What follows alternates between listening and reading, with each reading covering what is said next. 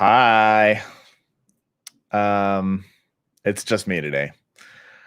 Unfortunately, Angilyn is at the hospital, not giving birth, but working, taking care of the sick and afflicted.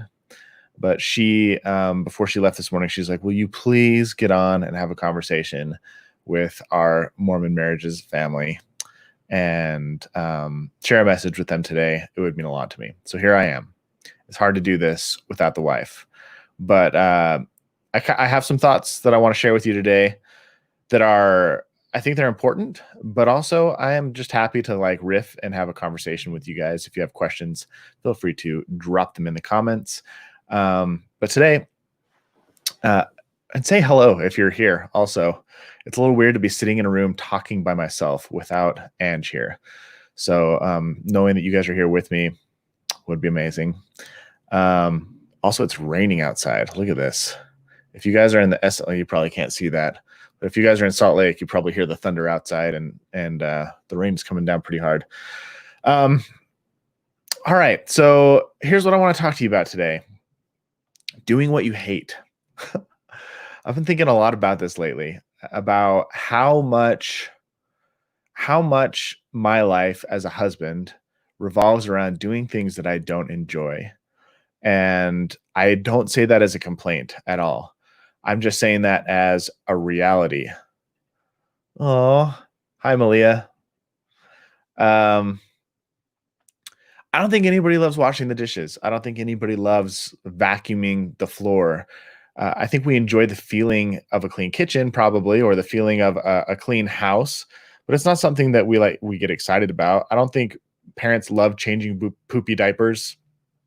They don't like getting up in the middle of the night and feeding a crying baby or comforting a kid who had a nightmare. I don't think there's a lot of things. I just look at, I'm drawing some parallels here during this thought process, I've been drawing parallels between marriage and then just like life in general.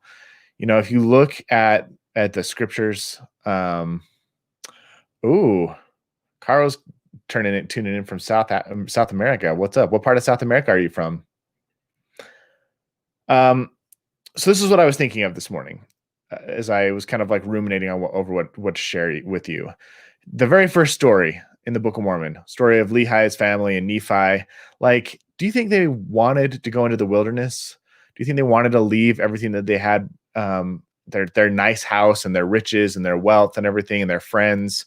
Do you think they wanted to leave all that behind to go out into the wilderness? Do you think Nephi and Laman and Lemuel, I think this is a really self-explanatory question, but do you think they wanted to go back and get the plates from Laban 3 times before they actually got them? Do you think Nephi, there's so much to go, so many stories that we could relate this to, Ammon, do you think he wanted to chop off people's arms? Moses, do you think he really wanted to beg with Pharaoh to let his people go? Noah, do you think he wanted to build an ark? The pioneers, do you think they wanted to cross the plains? I think a lot about almost every story that we get from history of people that we look up to and admire, and they were always doing stuff that they probably wouldn't have been their first choice, waking up on a Sunday morning or a Saturday morning to pack up their bags and move to the wilderness, or build a ship and try and cross the ocean.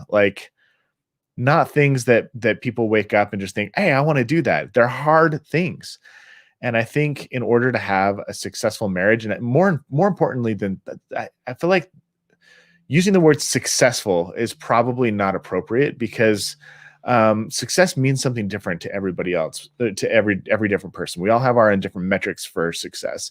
I'm talking less about success and more about meaningful, a purposeful marriage. If you want to have a marriage that has meaning, it requires you to tackle tasks and set goals for yourself that and do things that are hard, that are not fun. I started thinking about the things that are fun and the things that are not so hard. And, I don't love eating vegetables. I would much rather eat queso or a donut or a piece of pizza. But sometimes the thing that I like the most, or that I want the most, is not the thing that's best for me. Sometimes I want to sleep in the morning and I don't want to get out of bed and go work out. But when I work out, I feel better about myself, and I feel stronger in my body, and I have a better day. And like, it's interesting. Like, it's interesting that the thing that we don't want to do is often the thing that is best for us. Can you relate to that? Like, I would love if you would drop in the comments, what is something that you hate doing that you do anyway because you know it's good for you? Or something that you wish you could do because it sounds really fun, but you know it's not good for you. It wouldn't be a good thing. And that's this really interesting paradox, that the thing that feels good isn't always the thing that's good for you, and the thing that feels bad is sometimes the thing that is good for you. It's not bad for you.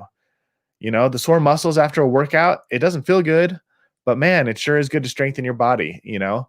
Leaning in, I wrote a couple of things down here. Taking care of kids, working a full-time job, then coming home to help clean up the house, not fun.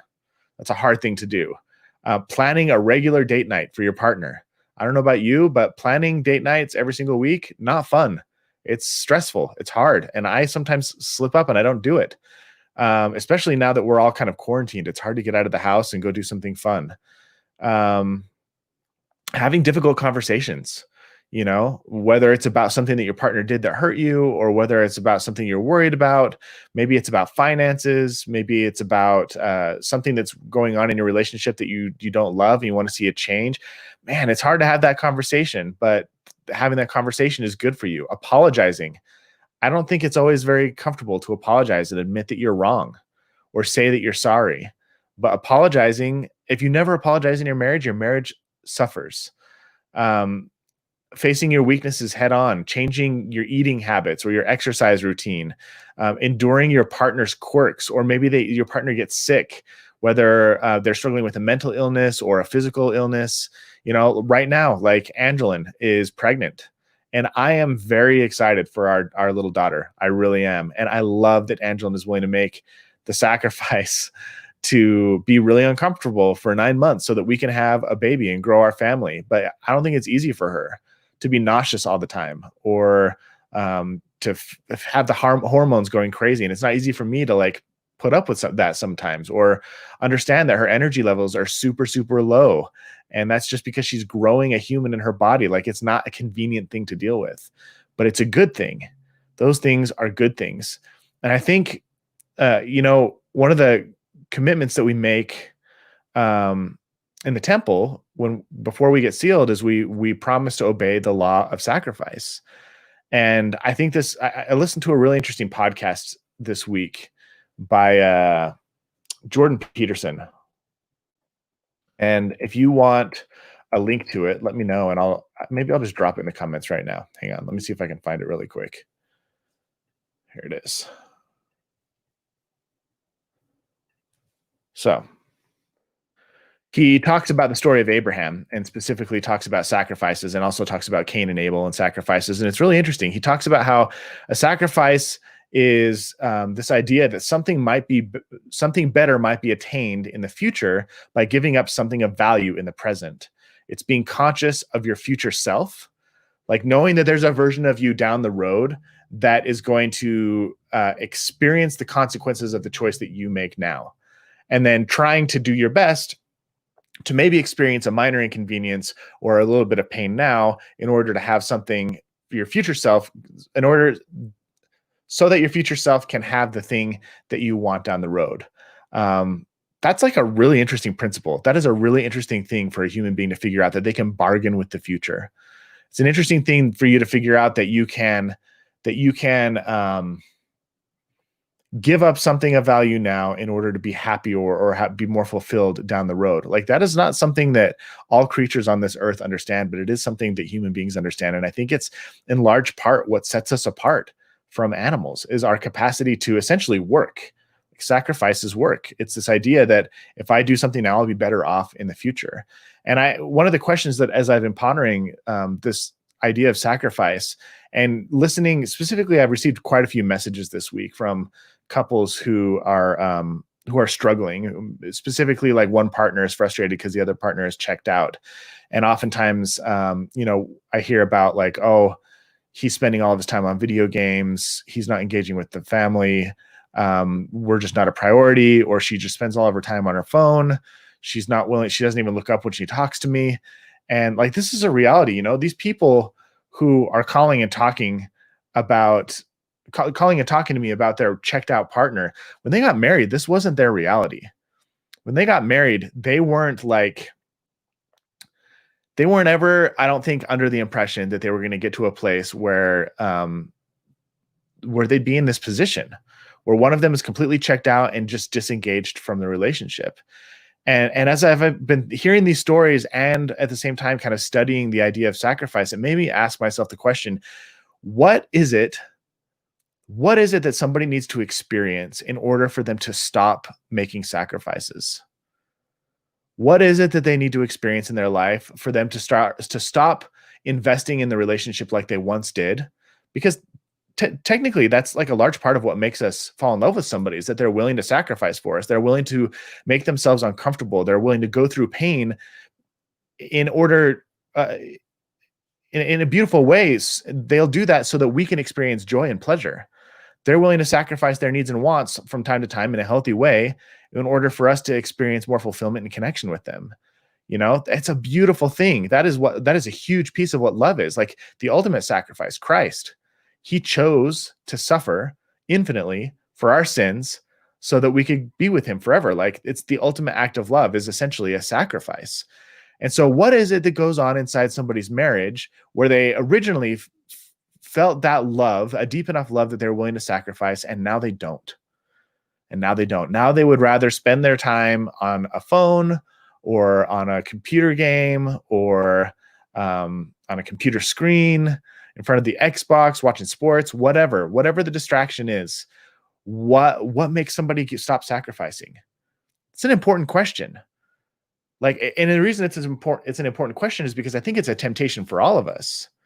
It's a temptation for us to not want to do the things that are unpleasant. It's a temptation for us to eat the cake instead of eating the Brussels sprouts. It's a temptation for us to hit the snooze alarm instead of waking up and exercising in the morning. And it's also a temptation for us, especially when you become comfortable in your marriage, to stop making your partner a priority and stop making sacrifices for your marriage. And I think in large part, the reason that this is a temptation is because a sacrifice is, in a sense, a gamble. You give up something now for the possibility of something in the future, not the guarantee. And if you sacrifice enough times for somebody or for something, for your marriage or for your partner, and there's no payoff, there's no reward, there's no better version of the future, you lose your incentive to sacrifice. Does that make sense? And so, this is, I think, why gratitude is so important inside your marriage. It's important to pay attention to what your partner is doing for you. It's important to notice the work that they're putting in to make your marriage and your family operate.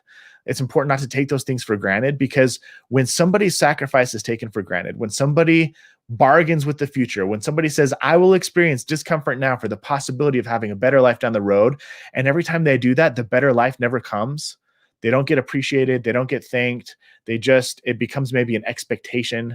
There's no blessing attached to the sacrifice. People lose their incentive to continue to make that sacrifice.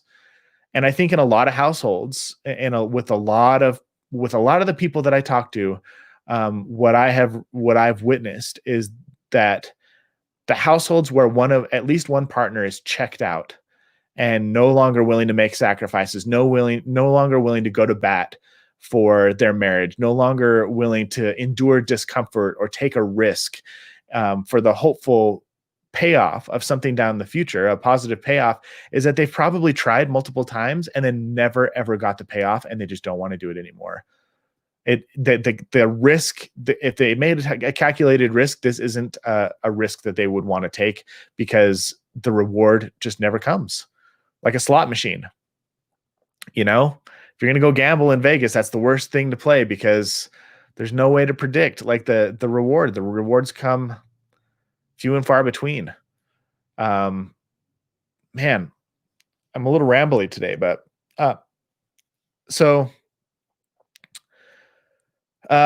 Let me just read a couple more quotes that kind of like really hit home with me, and then I'd love to answer any questions that you guys have. So one of the things Peterson says in his podcast, in his lecture on sacrifices, he says, we learn that by that behaving properly now in the present, regulating our impulses, considering the plight of others, could bring rewards in the future. In a time and place that did not yet exist, we begin to inhibit control and organize our immediate impulses so that we could stop interfering with other people and our future selves. Small sacrifices might be sufficient to solve small regular problems, but it's possible that larger, more comprehensive sacrifices might solve an array of large and complex problems all at the same time. It's harder, but it might be better. And so I want you to, it's worth taking an appraisal of your life right now. I love that last quote, is that small sacrifices can solve small problems, but it's possible that larger, more comprehensive sacrifices might solve an array of large and complex problems. So if you're in a situation right now where you've got some big problems, the solution might be a big sacrifice. You need to sacrifice something that is really scary and hard to sacrifice. And that begs the question is like, are all sacrifices created equal? If you think about the story of Cain and Abel, not all sacrifices are created equal. We don't ever really get a clear picture of why Cain's sacrifice was rejected. It doesn't really state clearly in the Bible, but I believe that one of the reasons his sacrifice was rejected by God was simply attitude. I think he was I get the impression that he was probably going through the motions. He was doing it out of obligation and not out of desire. And I've noticed in my life, like, here's just a story. We'll use yesterday as an example. Yesterday, my wife worked a full-time day. So she's working back-to-back 12-hour shifts. It sucks. It's exhausting, especially as a pregnant woman. And whenever she does that, I try and make sure that she comes home to a clean house, a warm dinner. Like, she walks in the door and everything is just like so clean and so nice. But there's been times in the past where she's been at work and I've gone through the house and I start cleaning and I just like, Ange has a habit, and I don't think she'll mind me sharing this, but it's like she can't drink out of the same cup twice. Every time she gets a drink, she gets a new clean cup and she leaves the old one wherever it was before. And so there have been times where I walked into the kitchen and there's like 6 or 7 cups, like one on the table, one on the stand next to the couch, 2 on the cupboard, one upstairs in the bedroom. And they're just like all over the place. And I start cleaning the kitchen and I'm just like frustrated. And I'm like, why does she do this? Why can't she just put her freaking cup in the dishwasher? This is outrageous. Why do I have to go through and clean up all of this junk because she just can't clean up after herself? And it's really negative.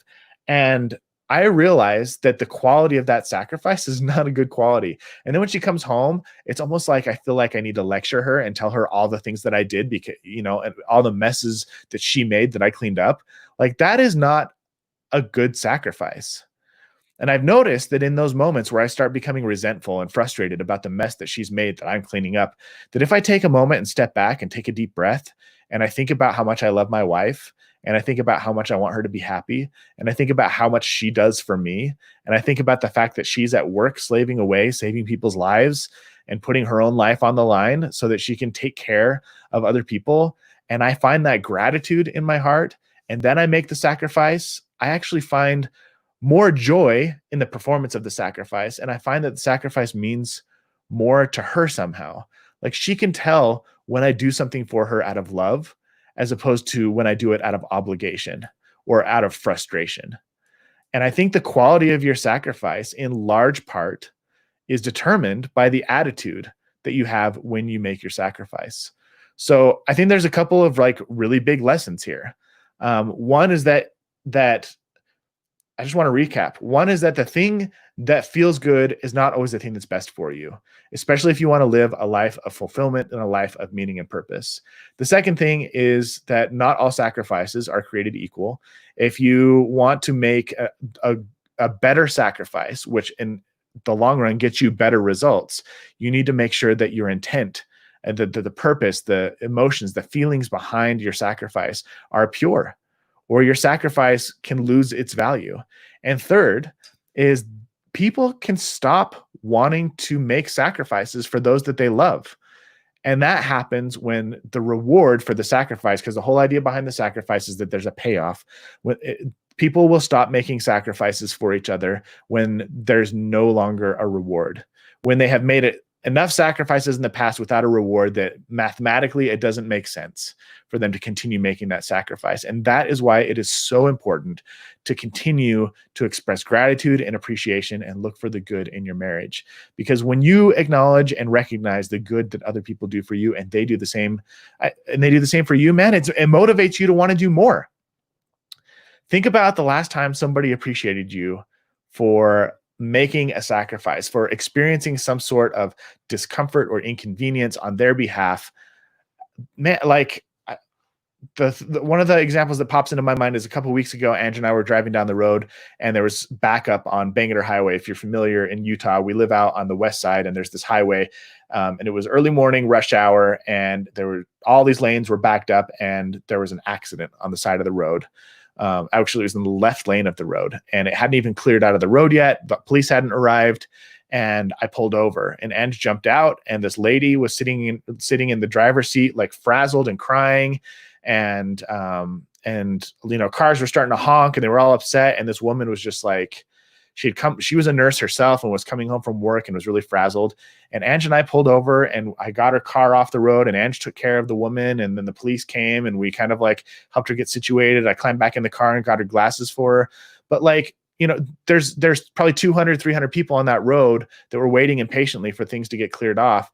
And I noticed that when we were willing to make the sacrifice to inconvenience ourselves a little bit, to make it 30 minutes later to the gym than we had anticipated and make sure that she was okay, she sat there and cried and just said, thank you, thank you, thank you over and over again. And just, I could tell it meant a lot to her. And I think that's a small example of of the power of having the right attitude and the power of gratitude that will motivate other people to continue to want to sacrifice for you. And I'll tell you, when we left the scene of that accident, we talked about it for a while. We talked about that we were proud of ourselves for stopping and that we should do it more often. And the gratitude that she expressed was, in a sense, a reward. And it helped us. Anyway, I could go on and on about this, but the lesson that I'm trying to say is that the appreciation is important. And I don't want you to miss the experience of having a checked out partner who is more in love with playing Call of Duty or Candy Crush on their phone or scrolling through Instagram because you're unwilling to be grateful, because you're unwilling to appreciate and see the sacrifices that they do make, big and small. And I think it's important to note that your partner isn't always going to make the sacrifice you want them to make. Sometimes you want more from them than what they're giving you. But I promise you that if you acknowledge the things that they are doing, even if they're small, it will motivate them to want to be better and to do better. And if you complain about them and you tell them what a failure they are, and you talk about how they're not showing up and fulfilling their responsibilities, a lot of the times it can just take wind out of their sails and makes them feel like, I don't know if I want to keep putting energy into this. So, that's kind of what I've been thinking about this last couple of days, is doing what you hate, and the importance of doing what you hate, and the importance of appreciating the people in your life who do what they hate to make your life a little bit better. So, rain has stopped. I wish Ange was here so we could talk a little bit more about this. She always has such great thoughts, but that's the message I wanted to share with you guys today. Is if you want a successful relationship, that's a pretty important principle to understand. If you want to listen to a really great podcast, I linked to it in the comments that expands more on that story of Abraham and the idea of sacrifice. And if you guys have questions or thoughts, and I know there's about 15 or 20 people on right now watching live, I'll hang around for a few minutes and you can ask me questions about what I talked about today or anything in general. Sounds like fun. Thanks for tuning in live, by the way, all the way from Ecuador even.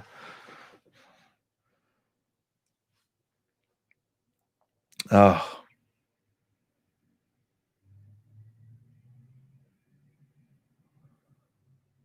I hope everybody's doing well with all this coronavirus stuff too. It's kind of scary. It's hard not to get scared. Sam, got here late, but glad I got the point of the message at least. Sam, sorry you got here late, man. Glad you showed up though. Always a pleasure to have you. Lisa, hey, I appreciate it. I'm glad you enjoyed my thoughts today.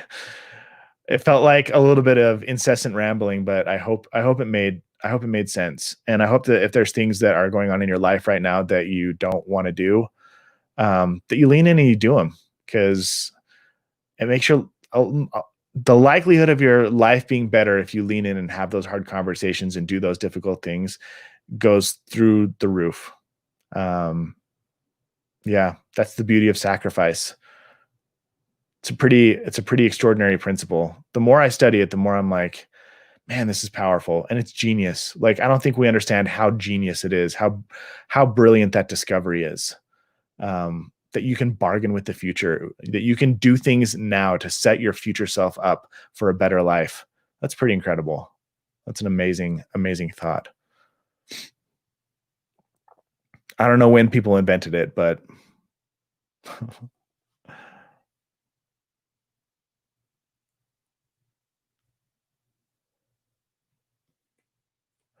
yeah, totally. I get you there. Holly says, hi from Arizona. What part of Utah do you live in? We're in Harriman. My family is from Riverton, so they're literally just like right up the road from us. I'm very familiar with Bangor. Also really appreciate your thoughts. Thanks, Holly. Caro, you're welcome. Or Stephanie. It's probably Stephanie Caro. It's Stephanie. De nada. Okay, everybody, go out there and do stuff that you hate. Go appreciate your partner today. Think of something that they have, a sacrifice they've made, big or small, and just appreciate the heck out of them. Man, incentivize them to continue to sacrifice, because you do not want to be in a marriage that's devoid of sacrifice. Your marriage will not work without it. Suzette, how do you bring up a conversation about being appreciative of each other without it sounding like you're attacking the other person? Hope that makes sense. How do you bring up a conversation about being appreciative of each other without it sounding like you're attacking the other person? I think I understand what you're saying. See if you can clarify for me. Sometimes it is hard to like bring up these conversations.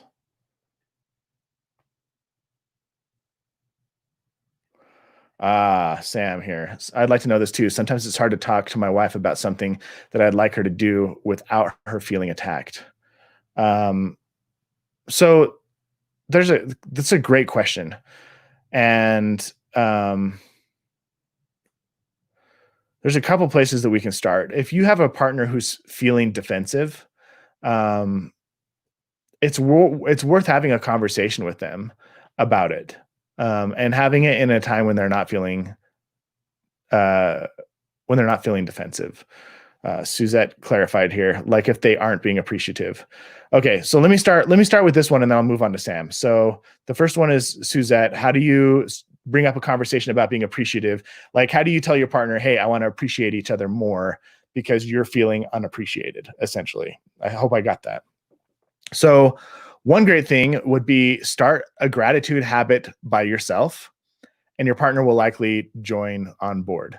One of the things that Ange and I do is several nights a week, we crawl in bed, and our bedtime or our pillow talk consists of, hey, what was your favorite thing about me today? And just asking each other that question, especially when we need it. Like, asking for what you need is important. And so there's ways to ask to be appreciated without sounding without complaining that your partner isn't being appreciative. Does that make sense? So having that conversation, or just asking for what you want. Hey, I worked really hard on the house today. I would love it if you would appreciate me for that. It would mean a lot to me to hear some appreciation. Or, hey, what's your favorite thing about me today? Or, hey, what's something that I did this week that was meaningful to you? What did I do that like really made you feel loved? asking questions like that will set your partner up to start noticing those things and communicating them. And they're not bad things to ask. They're great ways to kind of set yourself up for getting those needs met. I think it's also worth having a conversation of like, hey, like maybe this is, you go on a Sunday walk and you can say, can I talk to you about something? Yeah, ask for permission first. That's called a soften startup. It helps people not get defensive. And then just say something, one of the things that means most to me. So we have a tendency when we talk about things that our partner isn't doing well, we have a tendency to focus on all the things they've done wrong in the past instead of focusing on what they can do better in the future. And when you're talking about things that people have done wrong in the past, it's really easy for them to get defensive. It's easy for their heart to start pumping, their blood to start boiling, the adrenaline to start raging through their body. And the conversation typically doesn't go well if somebody has to explain why they have made mistakes in the past. So and this is a hard thing to do. I struggle with it. Like, I'm not perfect at it, but a great way to approach the conversation is talk about what means the most to you and then how your partner can move forward successfully in the future. So saying something like, do you know what I really have loved about you? Those moments where you just like appreciate me for doing the little things like cleaning the kitchen or taking care of the kids or helping with X, Y, or Z. Those moments where you catch me doing something good, I don't know if I can express how much they mean to me. And I just really love it when you do that. So I just wanted to say thank you for those times where you have caught me doing the good things, or where you have, seen me making a positive impact in your life. And it really means a lot to me. So thank you. It really makes me feel loved. And that's like totally setting them up with a template to be successful in the future, and makes them feel appreciated themselves, like they've done something right, and inspires them to want to do more of the something that's right. Sam, will there be a video up about forgiveness and pornography, like getting over the hump in the relationship? In matters of the past, it would be very helpful to know what helps with getting over it. Yes. So this is a thing that so many couples deal with. And I think Ange and I would love to have a conversation about porn and how we've dealt with it in our marriage. And that'll have to be a conversation for another day, but we'll definitely come up with something. I've got some amazing people and some amazing resources.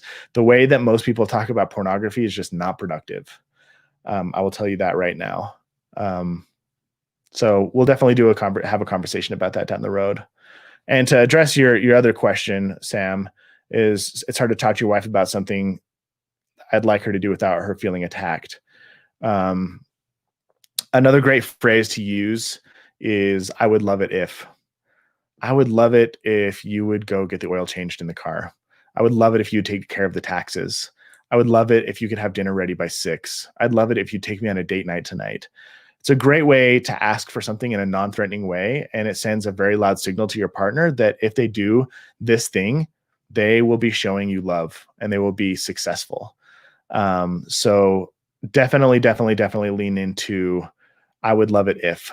That's a great tool to use to help people, especially who tend to get defensive, to not be so defensive. And then you got to detach yourself from the outcome, because sometimes you don't get what you want. But asking for it is definitely key. And if you have a partner who gets really, really defensive every time you bring something up, and it's just hard to have those conversations, it might be worth jumping into see a therapist. And the reason that's important, and the reason I bring that up is the reason a therapist is great is because so as human beings, we kind of have these social norms that we live by. And one of those social norms is that you try and maintain composure when you're in public. Like when it's just you and your partner and you're upset, it feels like it's a little bit more appropriate to fly off the handle and maybe be a little bit more emotional or say things that you wouldn't typically say if somebody else were in the room. But when you go see a therapist, not only are they like, if you see a good one, can they help guide you through some of this stuff, but it forces your partner to kind of self-regulate a little bit when you have these conversations, because there's a little bit more cultural pressure for them to not just like lose control of themselves, to not lose a hold of their emotions. And sometimes seeing a therapist is good just for that reason, just because you have another person in the room while you're having this conversation. So, yeah, that's a good place to start. And yeah, Sam, detaching yourself from the outcome when you ask for something is really important. Like, sometimes we just don't get what we ask for, and it sucks. And it's up to you to deal with the disappointment in a healthy way. This is something, once again, I'm not perfect at it, but I'm learning that sometimes I ask for something and it doesn't happen. And it's up for me to manage the disappointment, not for me to punish my wife for not following through. And that's hard. It's a hard thing to do, but it's very, very important. Suzette, sometimes I feel discouraged from asking others to do things I'd like because it sometimes feel like they are doing it 100% out of obligation, not love. Have you dealt with these feelings? Both of it being true and not. Any tips on how to navigate these emotions with yourself, but also help the relationship still be productive? Yeah, great question. Have conversations about it. If you believe that somebody's doing something purely out of obligation and not because they love you, you're going to become resentful. You're going to become super, super resentful, and it's not going to be, it's not going to make your marriage better. So one of the things that you need to do is you need to own the story that you're telling yourself, because most likely, if you're discouraged because you think other people are doing things out of obligation and not love, they haven't come out and told you, hey, Suzette, I'm doing this out of obligation, not out of love. I don't really love you. I'm not doing this because I love you. I'm doing this because I have to. My guess is that it's a thought that you're having and not necessarily something they communicated directly with you. And if that's the case, you, my friend, are responsible for your thoughts. You can't make somebody else responsible for your thoughts. You are responsible for your thoughts. So if you're having those thoughts, a really great tool or a great book to check out is it's by Byron Katie. It's called Loving What Is. And she talks all about the stories that we make up in our head. And she talks all about how so many times we take these small snippets of information and then we fill it up with our own thoughts and our own stories, and those stories are very rarely accurate. So if you ask your husband to do something and he does it and it doesn't seem like he has a great attitude, I think it's worth having a conversation about it and saying, hey, the story I'm telling myself is that you're doing this out of obligation and not out of love. Is that true? And then give him a chance to talk about it, to tell you whether or not it's true. Maybe he's really stressed out and it's not the funnest thing that he wants to do on his list, but maybe he's not doing it purely out of obligation. Maybe it's a sense of both. Maybe it's he wants you to be happy and he doesn't necessarily love the job, but he's willing to do it to make you happy. And that's way better than doing it because 100% obligation. But owning that story is a really good place to start. How can we get that book, Loving What Is? It's just get it on Amazon. If you go to, I think thework.com,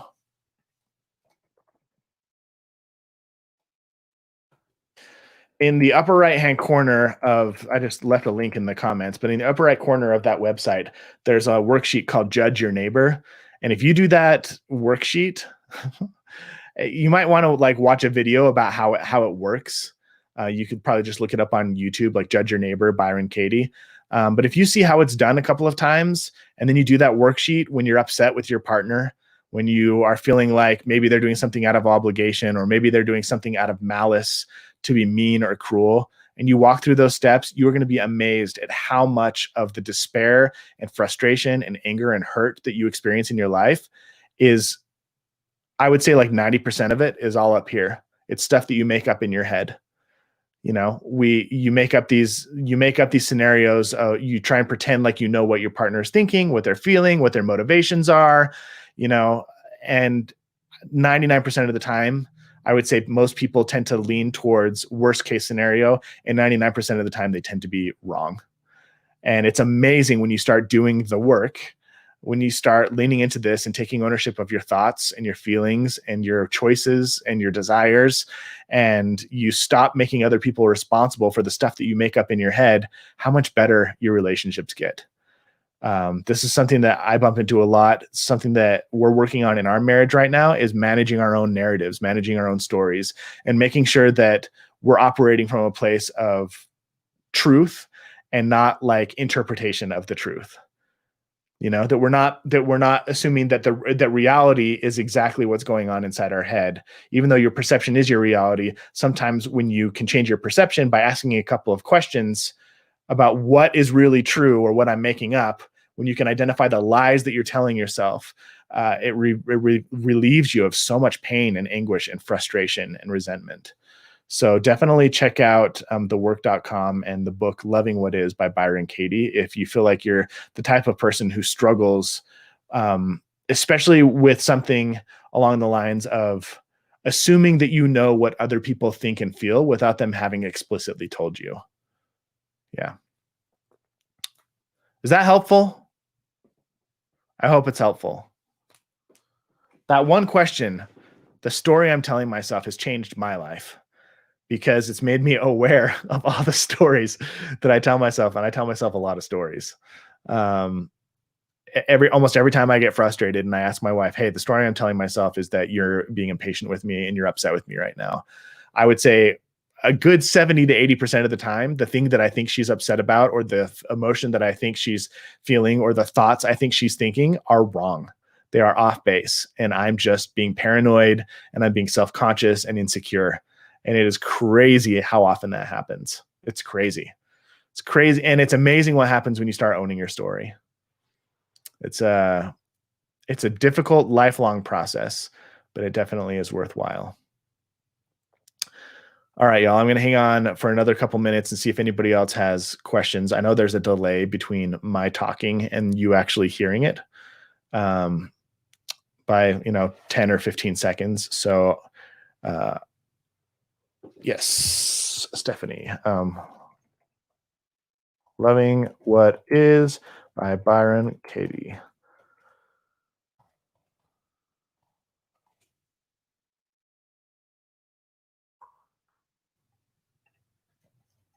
Here is a link.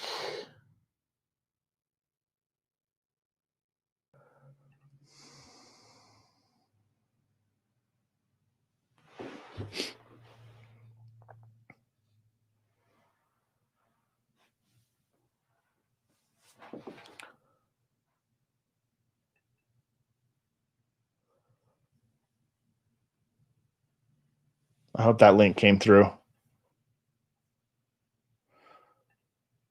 You're welcome. De nada. All right. If nobody else has any questions, I am going to jump off. Let's see. Mike, what up, dude? Any more Jordan B. Peterson thoughts? Has he turned you into Carl Jung? No, he's not turned me into Carl Jung, but a lot of